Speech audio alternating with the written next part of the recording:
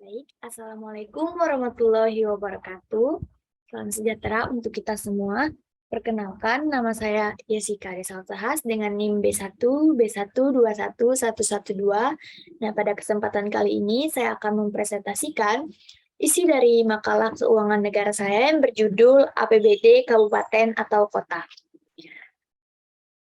Sebelumnya, sesuai judul yang saya paparkan tadi, kita harus mengetahui dulu apa itu APBD, kabupaten atau kota. Nah, APBD sendiri adalah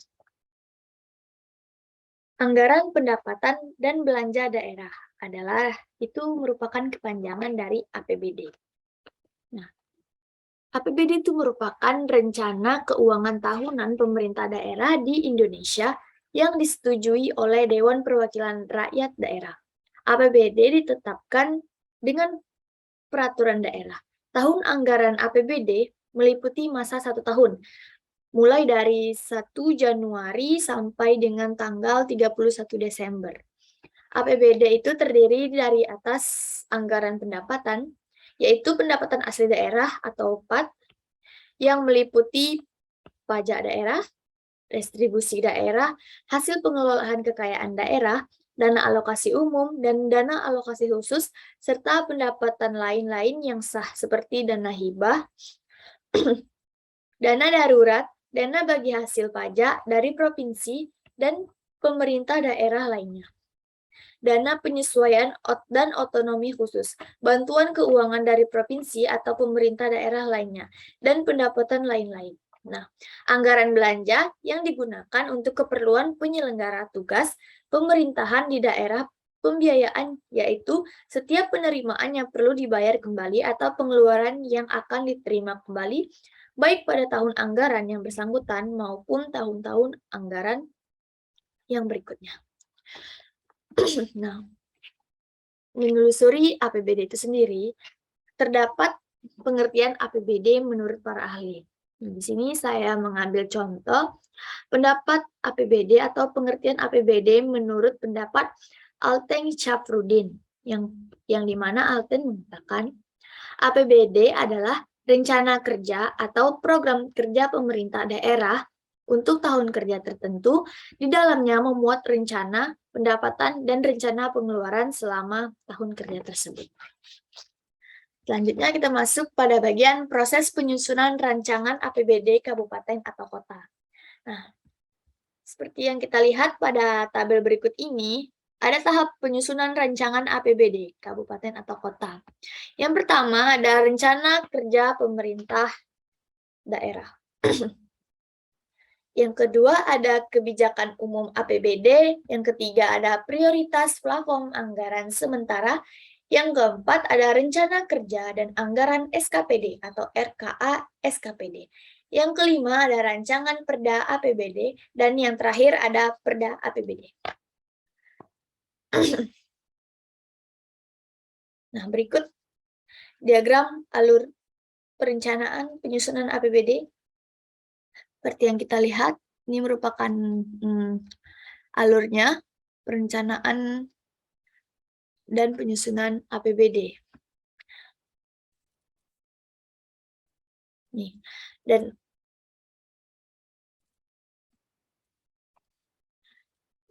pada akhirnya mencapai tujuan Raperda APBD.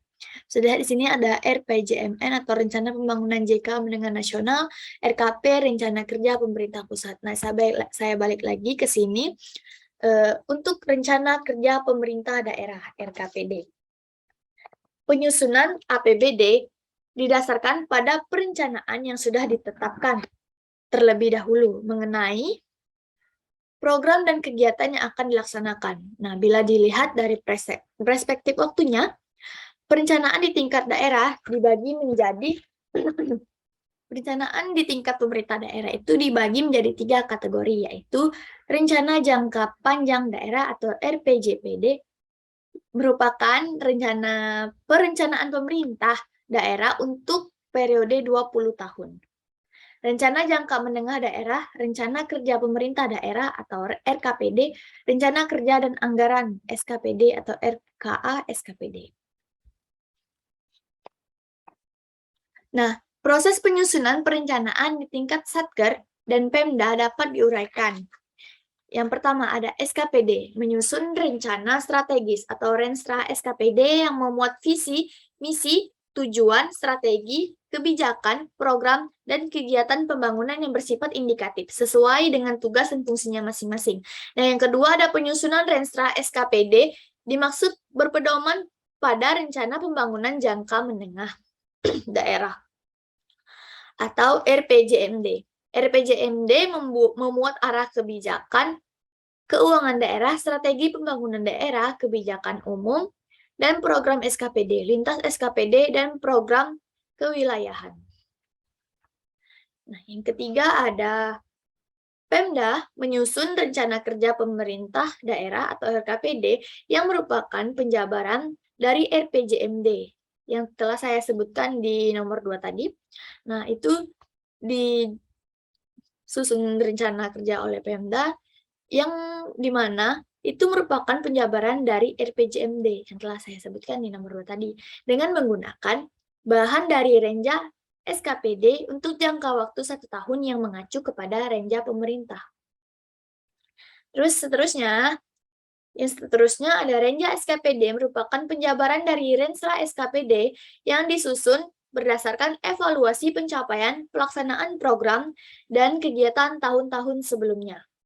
Selanjutnya, RKPD memuat rancangan kerangka ekonomi daerah, prioritas pembangunan, dan kewajiban daerah, rencana kerja yang terukur, dan pendanaannya, baik yang dilaksanakan langsung oleh Pemda maupun ditempuh dengan mendorong partisipasi masyarakat.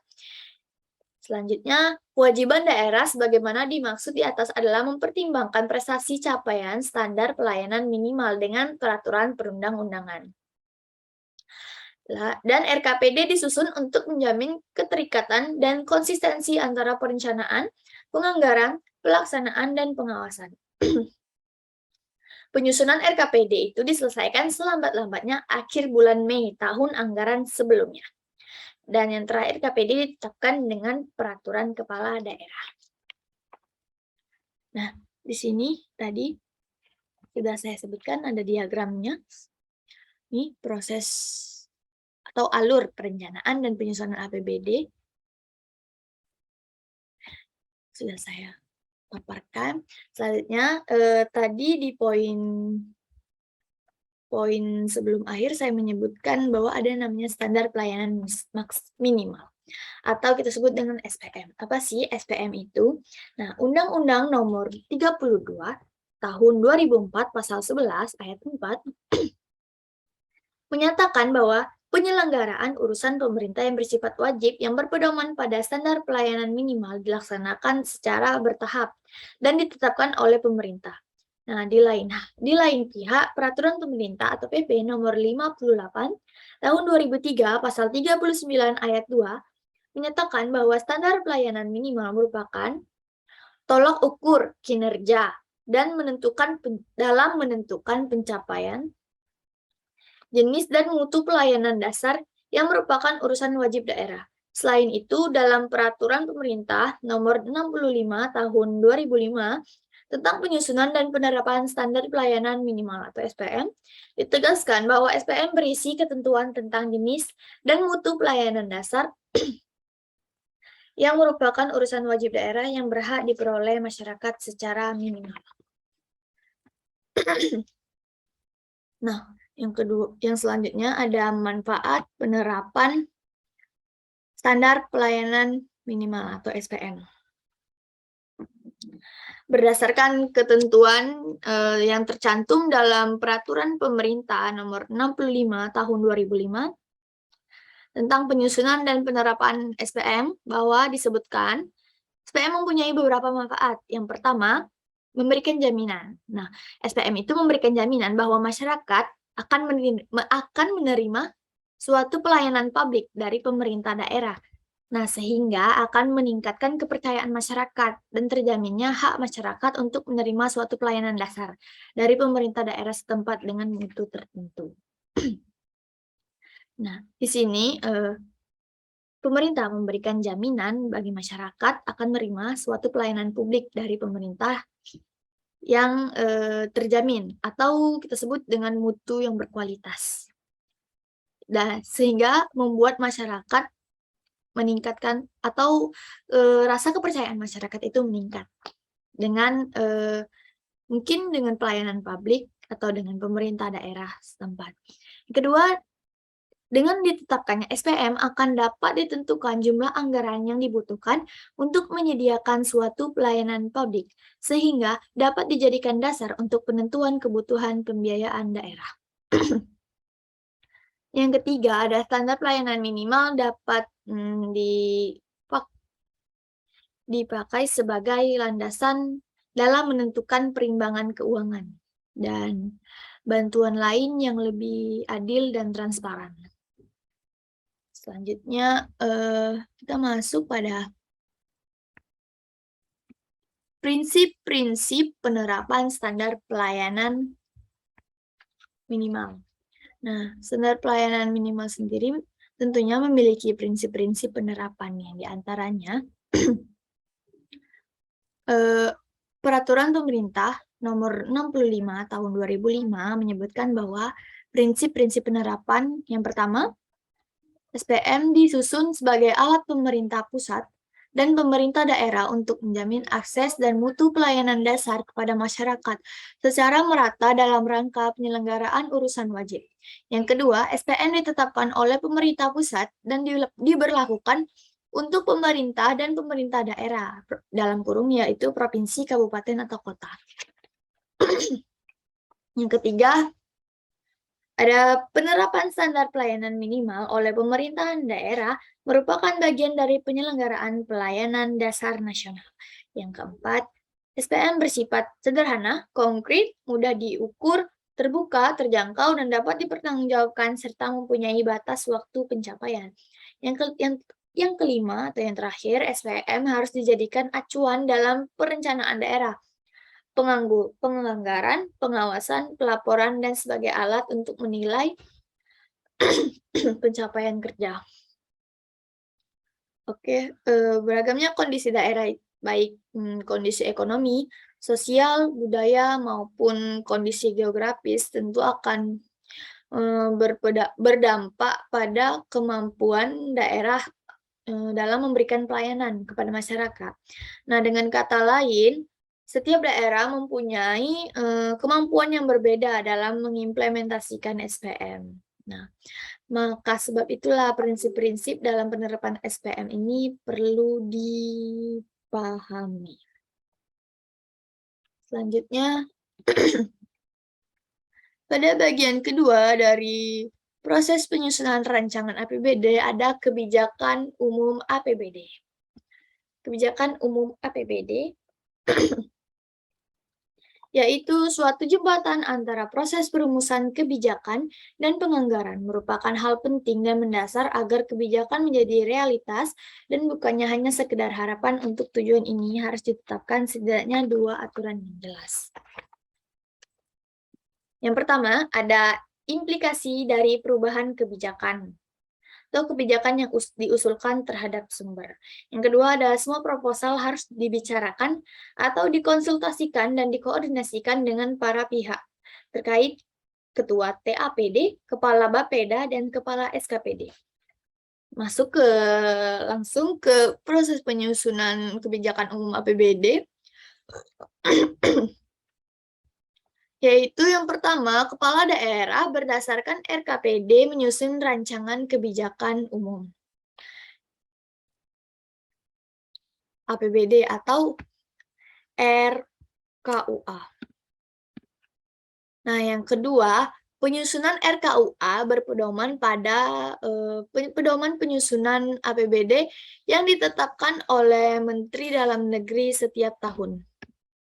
Nah, contoh untuk bahan penyusunan APBD tahun 2007, Menteri Dalam Negeri telah menerbitkan Permendagri Nomor 26 Tahun 2006 tanggal 1 September 2006 tentang pedoman penyusunan anggaran pendapatan dan belanja daerah tahun 2007, tahun anggaran 2007.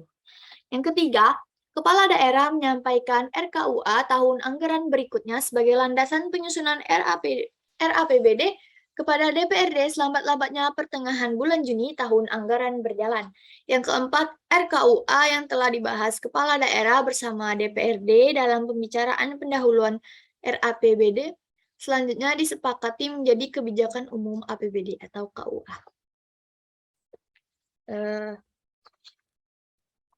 Selanjutnya kita masuk tentu seperti yang saya sebutkan tadi bahwa kebijakan umum APBD memiliki pedoman untuk penyusunan anggarannya. Berikut adalah pedoman penyusunan anggaran seperti tercantum dalam Permendagri nomor 26 tahun 2006 yang telah saya sebutkan contoh di atas. Yang pertama ada pokok-pokok kebijakan yang memuat sinkronasi kebijakan pemerintah dengan pemerintah daerah. Yang kedua ada prinsip dan kebijakan penyusunan APBD tahun anggaran bersangkutan. Yang ketiga, teknis penyusunan APBD, dan yang keempat, hal-hal khusus lainnya. Ada poin yang ketiga adalah prioritas dan plafon anggaran sementara. Untuk penyusunan rancangan APBD diperlukan adanya urutan prioritas dan plafon anggaran sementara atau PPAS. Nah, PPAS sendiri merupakan program prioritas dan patokan batas maksimal anggaran yang diberikan kepada SKPD untuk setiap program sebagai acuan dalam penyusunan RKA SKPD. Proses penyusunan dan pembahasan PPAS menjadi PPA adalah sebagai berikut. Yaitu yang pertama, berdasarkan KUA atau Kebijakan Umum APBD yang telah disepakati, Pemda dan DPRD membahas rancangan prioritas. Mana nih rancangan prioritas dan platform anggaran sementara atau PPAS yang disampaikan oleh kepala daerah. Yang kedua adalah pembahasan PPAS atau prioritas dan platform anggaran sementara. Yang ketiga ada pembahasan PPAS dilaksanakan dengan langkah-langkah sebagai berikut. Yang pertama ada menentukan skala prioritas dalam urusan wajib dan urusan pilihan. Yang kedua ada menentukan urutan program dalam masing-masing urusan. Yang ketiga ada menyusun plafon anggaran sementara untuk masing-masing program. Selanjutnya poin keempat ada KUA dan PPAS yang telah dibahas dan disepakati bersama Kepala Daerah dan DPRD dituangkan dalam nota kesepakatan yang ditandatangani bersama Kepala Daerah dan pimpinan DPRD. Yang kelima, Kepala Daerah berdasarkan nota kesepakatan yang menerbitkan pedoman penyusunan rencana kerja dan anggaran SKPD atau RKA SKPD sebagai pedoman Kepala SKPD, menyusun RKA SKPD. Nah, berdasarkan ketentuan yang tercantum dalam pasal 87 ayat 2 Permendagri nomor 13 tahun 2006, Kepala Daerah menyampaikan rancangan PPAS kepada DPRD untuk dibahas bersama antara TAPD dan Panitia Anggaran DPRD. Sehingga paling lambat minggu kedua bulan Juli dari tahun anggaran berjalan. Setelah disepakati bersama, PPAS tersebut ditetapkan sebagai prioritas dan plafon anggaran atau PPA. Paling lambat pada akhir bulan Juli tahun anggaran berjalan. Selanjutnya, ada penyusunan rencana dan anggaran SKPD atau RKA SKPD.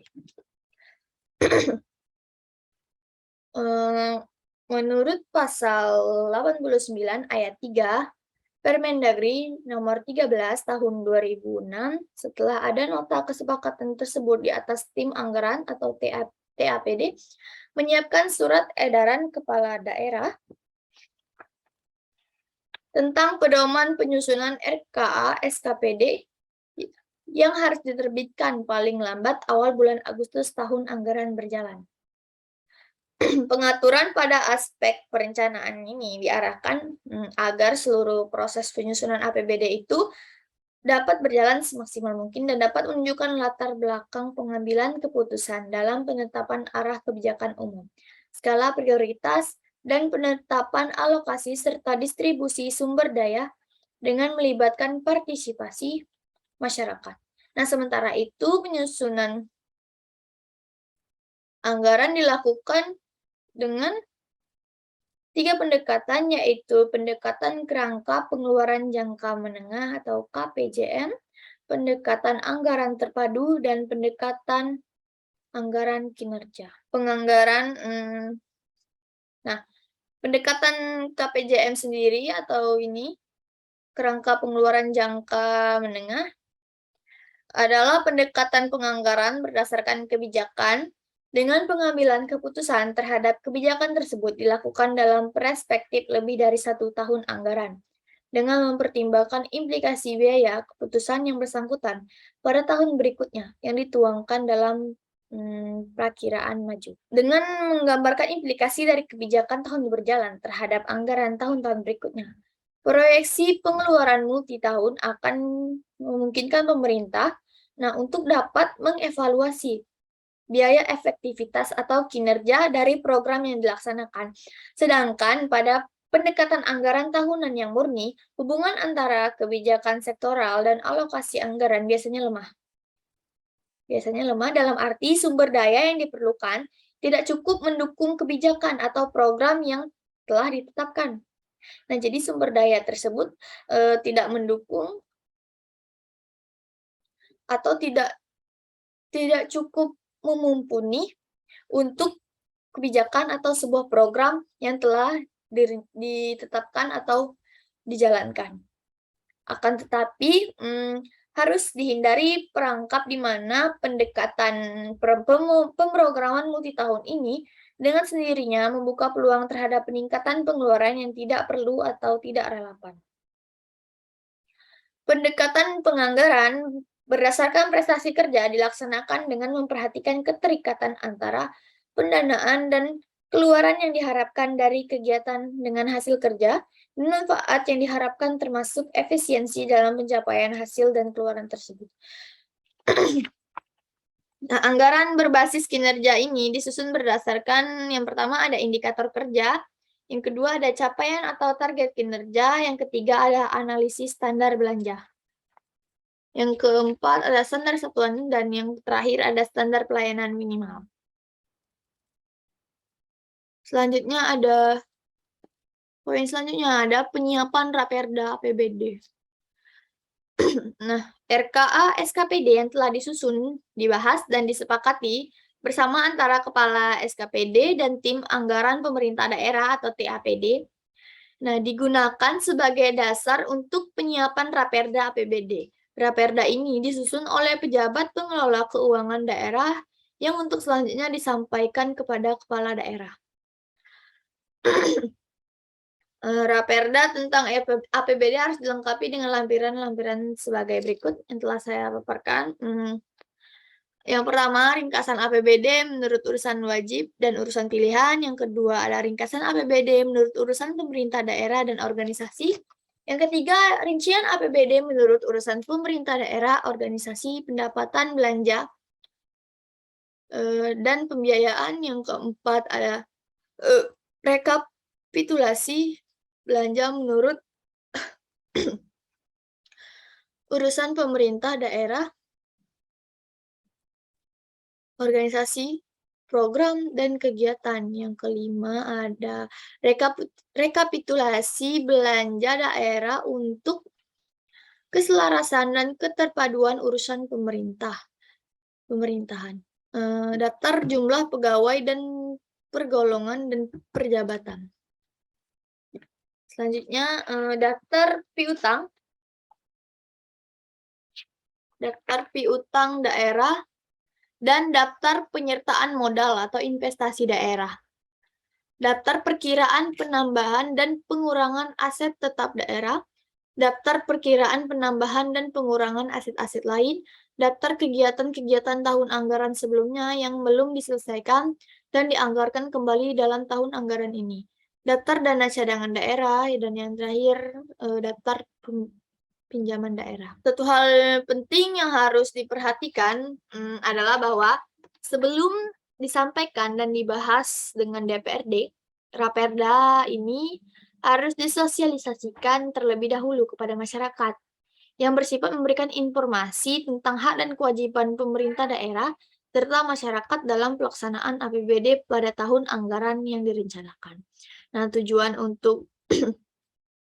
tujuan Raperda harus disosialisasikan kepada masyarakat, yaitu adalah agar semua urusan pemerintah transparansi kepada masyarakat, agar tidak terjadi miskomunikasi ataupun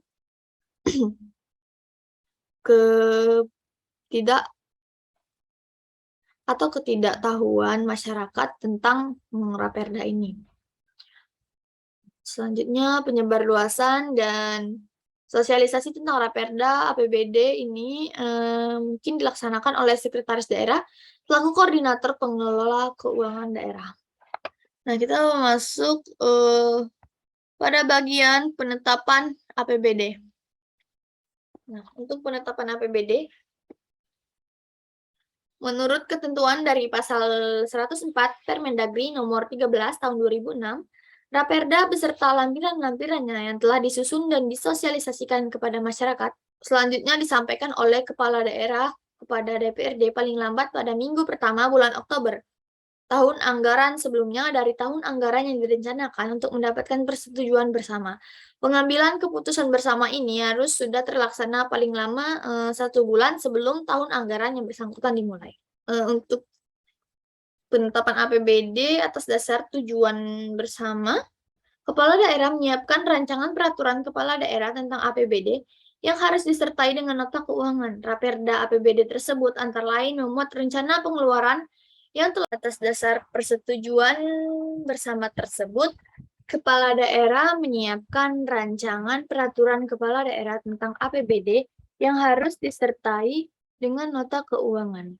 Raperda APBD tersebut antara lain memuat rencana pengeluaran yang telah disepakati bersama. Raperda APBD ini baru dapat dilaksanakan oleh pemerintahan kabupaten atau kota setelah mendapat pengesahan dari gubernur terkait. Nah, selanjutnya menurut pasal 108 ayat 2 Permendagri nomor 13 tahun 2006, apabila dalam waktu 30 hari setelah penyampaian Raperda APBD gubernur tidak mengesahkan Raperda tersebut, maka kepala daerah, bupati atau wali kota berhak menetapkan Raperda tersebut menjadi peraturan kepala daerah. Dan yang kedua ada evaluasi Raperda tentang APBD dan rancangan peraturan kepala daerah tentang penjabaran APBD.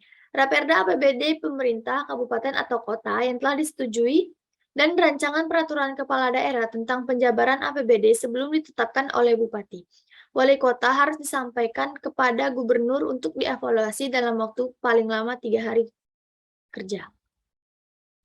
Nah, evaluasi ini bertujuan demi tercapainya keserasian antara kebijakan daerah dan kebijakan nasional, keserasian antara kepentingan publik dan kepentingan aparatur, serta untuk meneliti sejauh mana APBD kabupaten atau kota tidak bertentangan dengan kepentingan umum, peraturan yang lebih tinggi, dan peraturan daerah lainnya. Hasil evaluasi ini harus dituangkan dalam keputusan gubernur dan disampaikan kepada bupati atau wali kota paling lama 15 hari kerja terhitung sejak diterimanya Raperda APBD tersebut. Yang ketiga ada penetapan perda tentang APBD dan peraturan kepala daerah tentang penjabaran APBD. Tahapan terakhir ini menetapkan Raperda APBD dan rancangan peraturan kepala daerah tentang penjabaran APBD yang telah dievaluasi tersebut menjadi peraturan daerah tentang APBD dan peraturan kepala daerah tentang penjabaran APBD. Paling lambat tanggal 31 Desember tahun anggaran sebelumnya. Setelah itu, perda dan peraturan kepala daerah tentang penjabaran APBD ini disampaikan oleh bupati atau wali kota kepada gubernur terkait paling lama 7 hari kerja setelah tanggal ditetapkan.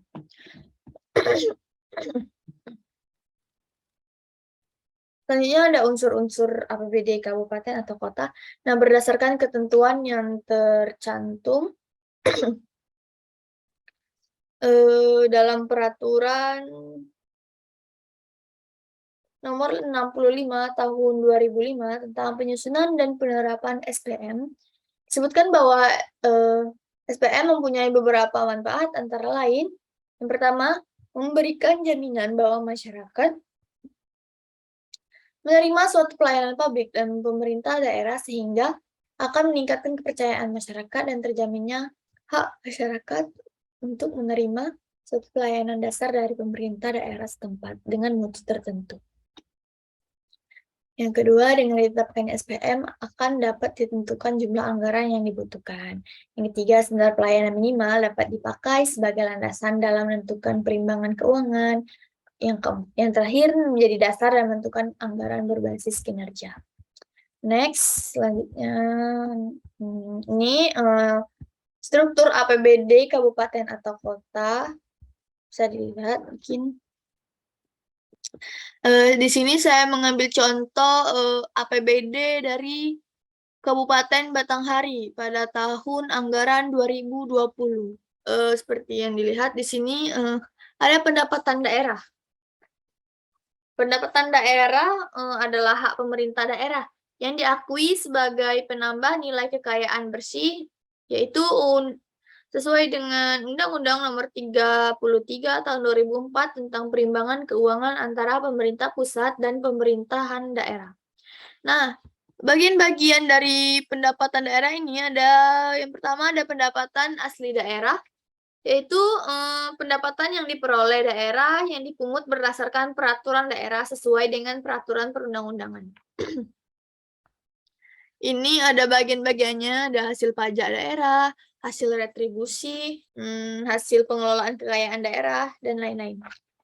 Terus yang kedua ada dana perimbangan.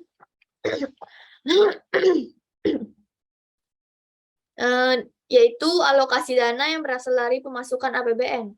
Dana perimbangan ini nantinya akan dilarikan pada wilayah otonom. Tujuan dari ini, pemberian dana ini adalah untuk dipakai oleh daerah dalam rangka memenuhi program desentralisasi di daerah tersebut. Jadi dana perimbangan adalah bagian dana yang didapatkan oleh daerah otonom yang berasal dari APBN atau pemasukan APBN. Dan ini lain-lain pendapatan daerah yang sah, yaitu seluruh pendapatan daerah selain pendapatan asli daerah dan pendapatan transfer yang meliputi hibah, dana darurat, dan lain-lain. Pendapatan sesuai dengan ketentuan peraturan perundang-undangan Undang-Undang 23 Tahun 2014 tentang pemerintahan daerah. Yang selanjutnya ada ini belanja daerah. Belanja daerah terbagi menjadi dua, ada belanja tidak langsung dan belanja langsung. Nah, belanja daerah itu yaitu semua kewajiban daerah yang diakui sebagai pengurangan nilai kekayaan bersih dalam periode tahun anggaran yang bersangkutan, sesuai dengan Undang-Undang Nomor 33 Tahun 2004. Belanja daerah meliputi semua pengeluaran dari rekening kas umum daerah yang mengurangi ekuitas dana lancar. Belanja tidak langsung sendiri, kegiatan belanja daerah yang dianggarkan dan tidak memiliki hubungan apapun secara langsung dengan pelaksanaan program dan kegiatan. Sementara belanja langsung adalah kegiatan belanja daerah yang dianggarkan dan berhubungan secara langsung dengan pelaksanaan program dan kegiatan pemerintah daerah. Belanja jenis ini pada umumnya dibagi menjadi belanja pegawai, belanja barang dan jasa, dan belanja modal. Yang terakhir ada pembiayaan daerah. Nah, pembiayaan daerah yaitu semua penerimaan yang perlu dibayar kembali atau pengeluaran yang akan diterima kembali, baik pada tahun anggaran yang berjalan maupun tahun anggaran berikutnya. Penerimaan pembiayaan daerah yaitu semua penerimaan yang perlu dibayar kembali, baik pada tahun anggaran yang bersangkutan maupun yang dianggarkan secara bruto dalam APBD. Nah, sementara pengeluaran pembiayaan daerah yaitu sebaliknya. Oke, baiklah, cukup di sini pemaparan saya tentang APBD kabupaten atau kota. Nah, di sini kita bisa menarik kesimpulan, yaitu yang pertama, penganggaran dalam penyusunan APBD harus dilakukan secara detail karena setiap transaksi dari jumlah dana yang telah diberikan pada nominalnya tidak terlalu besar dan transaksi pengeluaran dapat terjadi berulang kali sehingga dana harus digunakan dan diperhitungkan sebaik mungkin. Nah, yang kedua, anggaran pendapatan belanja daerah selanjutnya disingkat APBD adalah suatu rencana keuangan tahunan. Nah, ini yang merupakan pengertian APBD. Selanjutnya, penerimaan dan pengeluaran tersebut adalah dalam rangka melaksanakan tugas-tugas desentralisasi. Sedangkan penerimaan dan pengeluaran yang berkaitan dengan tugas pembantuan tidak dicatat dalam APBD. Baik, sekian pemaparan saya, lebih dan kurang saya mohon maaf. Saya akhiri, wabillahi taufiq wal hidayah. Wassalamualaikum warahmatullahi wabarakatuh.